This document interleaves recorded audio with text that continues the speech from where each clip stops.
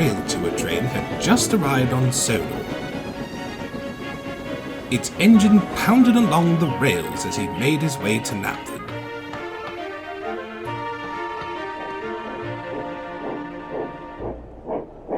Gordon was already there with the express.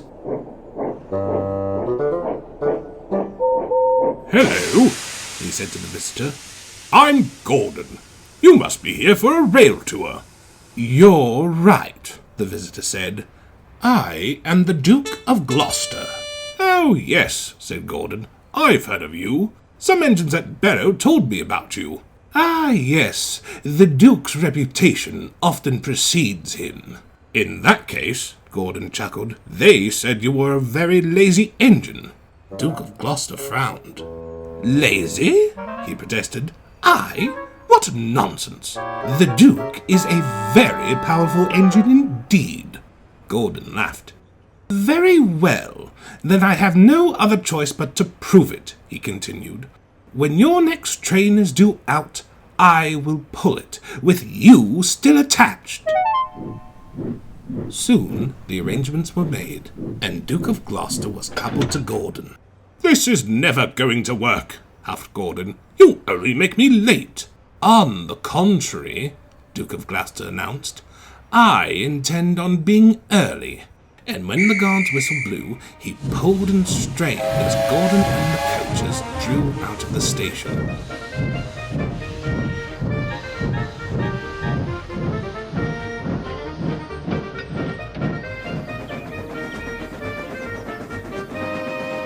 He was making good time, too, as he huffed along the line.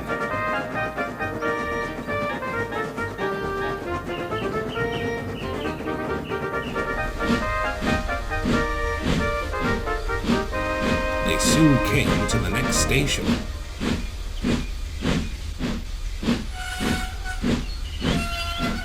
The station master stared at Gordon. "You're early," he said to the blue engine. Gordon was amazed. Duke of Gloucester laughed.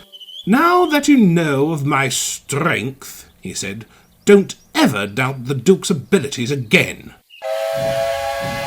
The Duke left the station as the passengers cheered. Gordon felt silly and wanted to get back at him.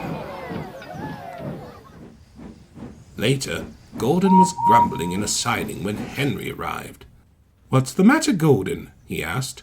"It's that visitor, Duke of Gloucester," Gordon huffed. "He made me feel foolish." "I heard," Henry laughed. "But you know, he wasn't actually lazy. It's just how he was built." "What do you mean?" "When he was preserved," Henry explained, "they made some improvements to his design. Now he's as strong as ever." "You are correct," said Duke of Gloucester, who had just pulled up. Gordon sniffed and looked away. "Perhaps the Duke shall prove it again." He looked at Henry. "What do you say, big fellow?" So Duke of Gloucester was coupled up to Henry.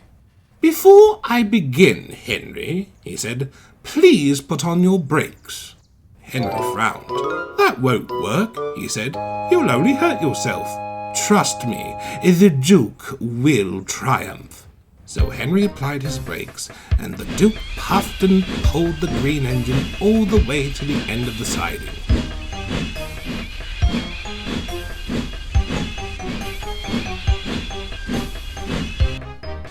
Then he pushed Henry all the way back to the buffers.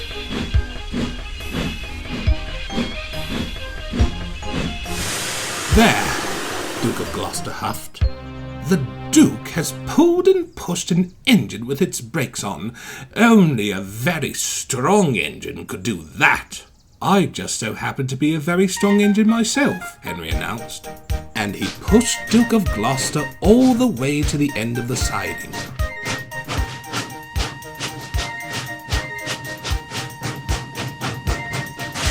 Gordon laughed. The Duke was furious. "You dare beat the Duke at his own game?" "I wasn't trying to beat you," said Henry.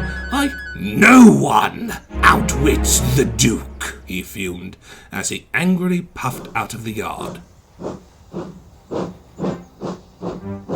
Gordon and Henry were surprised.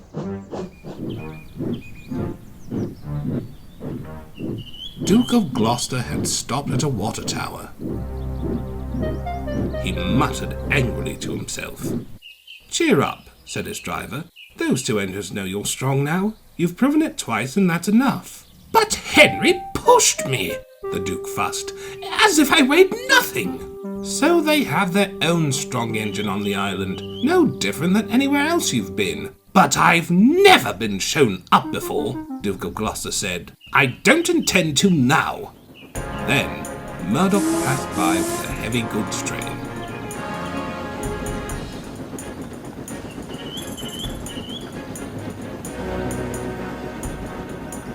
Duke of Gloucester looked at the big engine and got an idea. The next day, Gordon and Henry had arrived at Knapford to begin the day's work, when they saw Murdoch and Duke of Gloucester coupled together back to back.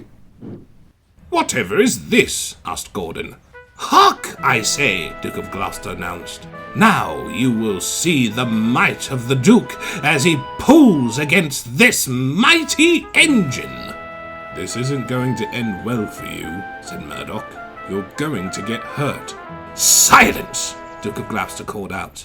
"Now we shall begin." The two engines strained against each other.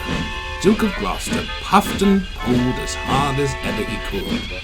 But Murdoch is also a strong engine, so strong that he barely moved against the Duke's pulling.